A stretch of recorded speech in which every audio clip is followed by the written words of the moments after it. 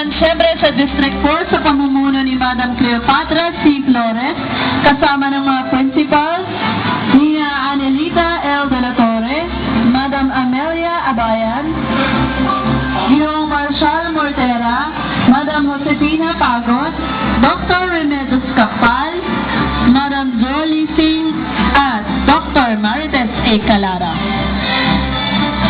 Pinapasalamatan din po natin ang mga lumhok mula sa secondary level sa pamumuno ng ating mga sumusunod na principal, si Dr. Helena Gabao, Ma'am Leonita Dantay, Ma'am Danila Moncada, Mr. Ricardo Gabao, Dr. Soledad Poson, Leonardo P. D. Guzman, Sir Daniel Miguel, Ma'am Emilia C. Abutog, Dr. Roger Duki, Ma'am Josefina Macapagal at Ma'am Gemma Flores.